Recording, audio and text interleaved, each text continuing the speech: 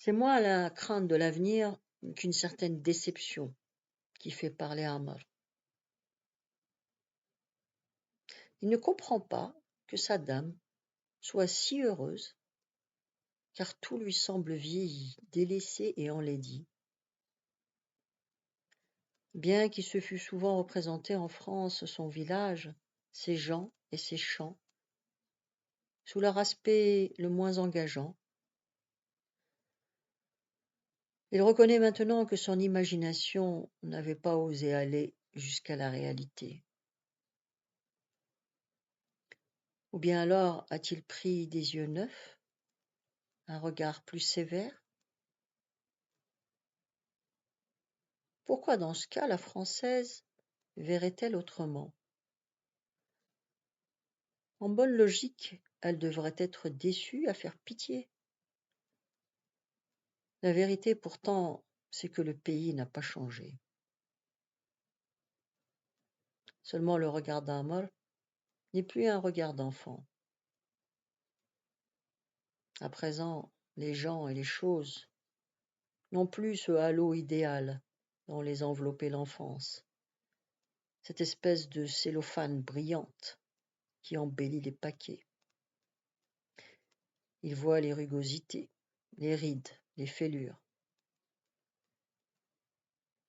Le sentier tout mangé de broussailles est devenu ridicule. Le grand chêne qu'il s'imaginait colossal et auquel il pensait chaque fois qu'il rencontrait un grand arbre en France ne mérite aucun respect. Il est là, à l'attente depuis 15 ans, avec son feuillage poussiéreux et clairsemé, son allure de vieillard efflanqué qui n'a rien de majestueux. Les figuiers ont vieilli mais pas grandi. Ça et là, des moignons secs, des rameaux tordus, un jeune arbre mutilé par des animaux, un champ en détresse. Il sent cela. Là encore, c'est un reproche. Oui, madame a raison. Il vaut mieux s'en aller. N'empêche, il est bien pris maintenant. Le dédain ni la déception ne serviront de rien. Il est homme dans ce pays qu'il a connu enfant, sans transition. Et pareil à l'olivier adulte qu'on arrache de sa plaine pour le transplanter dans les terrains schistieux d'Irenzmen, il va falloir se remettre à donner racine. Il pourra tout juste ruminer des souvenirs.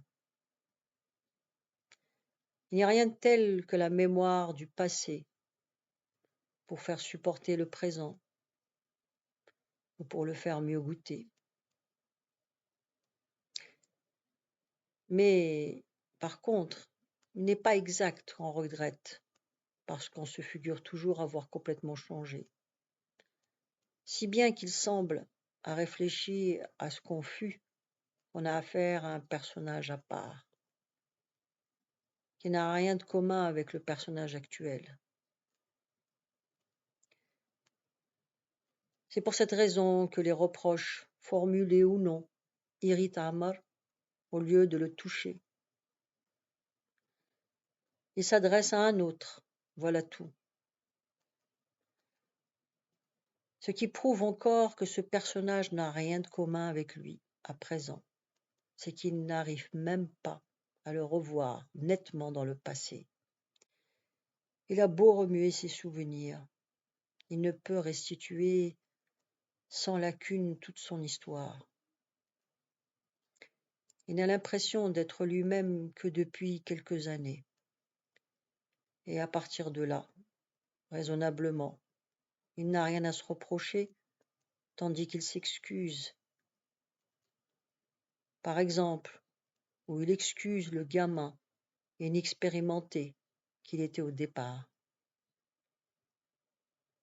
Ce départ, il ne saurait l'oublier. Le jour et le mois importent peu. C'était en 1910, à la fin de l'hiver. un matin. Il se revoit à la sortie du village avec 3 compatriotes morts à présent. Ils ont été escortés jusque-là par les parents en larmes. Il tourne vers sa mère un regard désespéré et Kamuma grimace en se tordant les bras. Kamuma, encore forte, mais le visage déjà sillonné de rides. Il la revoit vêtue d'une gandora à larges manches et du pagne de laine tissé par elle-même, agrafé aux épaules, couvrant tout le dos jusqu'aux jambes, pris au milieu par la ceinture de flanelle rouge. C'était la tenue de l'époque, le costume des paysannes qui trimaient avec leur homme, se moquaient de l'élégance et du froid, vraie réplique de Fella à djellaba, de laine et à large ceinturon de cuir. Rassi était vieux, lui aussi, mais solide, tenant droit sa forte carrure et regardant dans les yeux ce fils qu'il poussait sans soucier vers l'aventure et l'inconnu.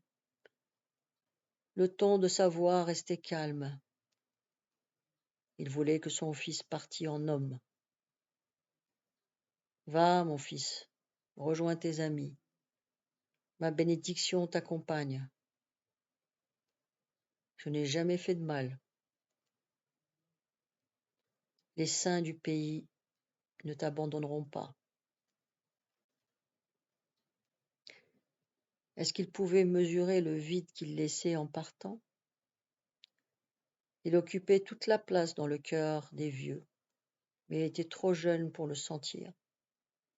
Son angoisse venait de cet inconnu qu'il allait affronter, de la mer à traverser, de cette société dans laquelle il partait avec ses seuls bras pour vivre et pour essayer d'amasser. Il songeait que bientôt son existence changerait de sens. Il imaginait son futur patron, le chef auquel il faudrait obéir, le contremaître, le travail forcé, la paye à la fin de la semaine, l'horaire qu'il faudrait observer. Lui qui avait vécu libre, en somme, il allait se louer, être domestique ou esclave. On ne pouvait savoir.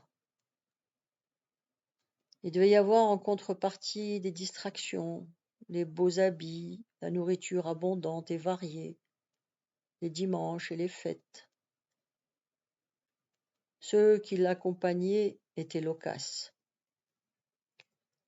Il faut dire qu'en ces temps héroïques d'avant la Première Guerre mondiale, les Kabyles commençaient à peine à découvrir la France. Jusque-là, ils s'étaient contentés d'aller travailler dans les exploitations de Liège à Philippeville ou à Bonn. Certains s'engageaient aux mines de phosphate du Constantinois ou de Gafsa, et la majorité, pour 20 sous la journée, se louait par escouade aux colons de la Mitidja. Seuls les plus hardis osaient traverser la mer, croyaient affronter de grands périls, accepter l'idée d'être damnés pour avoir vécu en pays chrétien, mais en revanche se voyaient bien reçus, bien payés et considérés. À leur retour, ils rapportaient beaucoup plus d'argent que les autres, ne cachaient rien de ce qu'ils avaient vu, incitaient les leurs à les accompagner dans ce nouveau monde. Mais en général, en restaient sceptiques et méfiants. L'idée d'aller en France ne se propageait que petit à petit. Les plus audacieux étaient les jeunes qui avaient fréquenté l'école. Encore leur fallait-il trouver quelques initiés qui s'en retournât là-bas et qui consentît à les emmener. Le père Cassi procura ainsi de la compagnie à son fils. Malgré tout, le petit allait vers l'incertain. Il fallait du courage pour le laisser partir. Quant à lui, malgré son impatience, ce fut le cœur serré qu'il s'engagea dans l'aventure. À part cette angoisse du départ, tout le reste est bien vague. Des détails insignifiants surgissent quand il y pense. L'arrivée à Alger, le bain mort où il passa la nuit, une nuit de bagarre, car un Algérois, dans le noir, se fit prendre, tâtonnant sous l'oreiller d'un montagnard. Puis il se voit sur le pont avant du bateau, au milieu des Kabyles, entassés peureusement et vomissant leurs entrailles. Mais lui fit la traversée sans être malade. Aucun souvenir précis de Marseille, ni des campagnes ou des villes qui défilèrent derrière les vitres. D'ailleurs, il s'occupait trop de lui-même pour songer à se distraire.